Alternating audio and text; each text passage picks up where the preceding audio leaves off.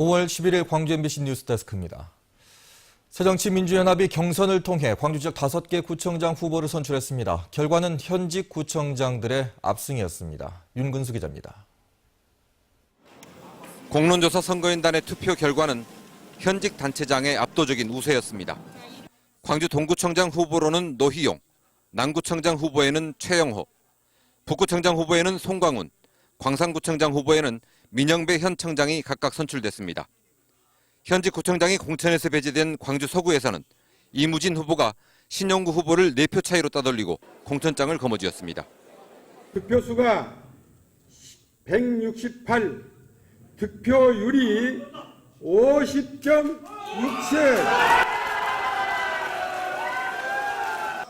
이로써 경선에 참여한 현직 단체장들은 새정치민주연합의 후보로 재선과 3선에 도전할 수 있게 됐습니다. 출신별로는 옛 민주당계가 5개 구청장 후보 자리를 모두 차지했고 새정치연합 출신은 한 명도 없었습니다. 지방의원 경선에 이어서 구청장 경선에서도 현직과 구민주계가 우위를 보이면서 개혁공청 방법으로 공론조사가 적절했는지에 대한 비판도 나오고 있습니다. 또 공천심사나 경선 과정에서 탈락하거나 경선에 불참한 일부 입지자들은 이미 무소속 출마를 선언함에 따라서 구청장 선거도 새정치민주연합 대 무소속의 구도로 치러질 가능성이 높아졌습니다. MBC 뉴스 윤문수입니다. 새정치민주연합의 공론조사 선거인단 투표율이 저조해 논란이 일고 있습니다. 어제 실시된 전남지사 후보 선출을 위한 공론조사 선거인단 투표 결과 모집된 990명 중 410명이 참여해 40% 남짓한 투표율을 기록했습니다.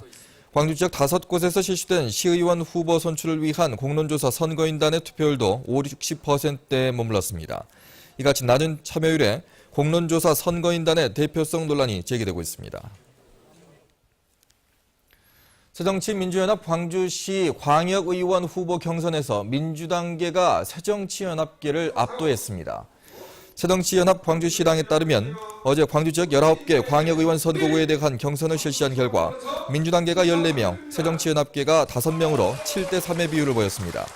이 같은 결과는 새정치연합계 후보들이 정치신이나 옛 민주당에서 나온 인사들이 상당수 차지하면서 민주당계 후보들에게 경쟁력에서 뒤졌다는 분석이 나오고 있습니다. 또한 경선 선거인단을 국회의원 선거구별로 구성키로 하면서 지역구 조직을 장악한 국회의원의 자기 사람 심기 공천이 될 것이라는 지적이 나오는 등 논란이 일었습니다. 최근 환율이 급락하면서 지역 수출업체들의 수익성 악화가 우려되고 있습니다. 기업들은 결제대금 다변화 등 대책을 마련하고 나섰지만 타격이 불가피해 보입니다. 이재원 기자입니다. 지난해에만 37만 대의 차량을 수출한 기아자동차 광주공장. 전체 생산량의 70% 이상을 수출할 정도로 해외에 대한 의존도가 높습니다. 이러다 보니 환율은 곧바로 수익성으로 연결돼 기아차 전체적으로 환율이 10원 하락할 경우 800억 원의 매출 감소로 이어지고 있습니다. 최근 급락하고 있는 환율 변동에 민감할 수밖에 없는 이유입니다. 환율 하락으로 인한 손실이 심각한 상황입니다. 저희 기아차에서는 이러한 환율 하락으로 인한 손실을 만회하기 위해서 브랜드 경쟁력 확보와 수익성 강화에 힘쓰고 있고요. 대기업은 그나마 사정이 낫지만 중소기업은 환율 급락에 더욱 취약할 수밖에 없습니다. 생산량의 90% 이상을 수출하는 이 중소기업은 올해 적정 환율을 1,050원으로 책정하고 사업 계획을 수립했지만 이마저도 깨져버려 채산성을 맞추기 어렵게 됐습니다. 하지만 환율 변동 보험 이외에 뚜렷한 수단이 없어 생산성을 높이는 데에만 주력하고 있습니다. 환변동 보험 정도, 그 외에는 받아들일 수밖에 없는 상황이고, 그거를 어떤 기업 입장에서 해결하기 위해서는 생산성 향상이라든가 이런 불량률을 감소해서.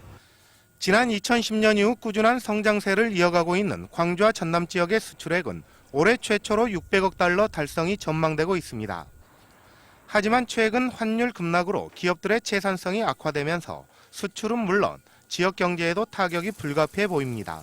MBC 뉴스 이재원입니다. 전남 지역 노인 10명 중 8명 이상이 기초연금 지급 대상자로 나타났습니다. 전남도에 따르면 최근 기초연금법 통과에 따라 연금 지급 대상은 전남 전체 65세 이상 노인 83%인 31만 1000명으로 잠정 집계됐습니다. 또 연금 지급에 필요한 사업비는 3,500억여 원으로 추정됐습니다. 세월호 참사 발생 26일째인 오늘 강한 바람과 높은 물결로 수색 중단이 이어지고 있습니다. 민관군 합동구조팀은 어제 새벽 3시 49분쯤부터 빠른 유속과 높은 파도로 수색 작업을 잠정 중단한 데 이어 오늘 새벽까지 만 하루 동안 수색을 진행하지 못했습니다. 풍랑 예비특보까지 내려져 수색 작업에 참여하던 일부 선박은 피항했고 수색 작업용 바지선에 탑승 중인 일부 잠수사도 육지로 피신했습니다.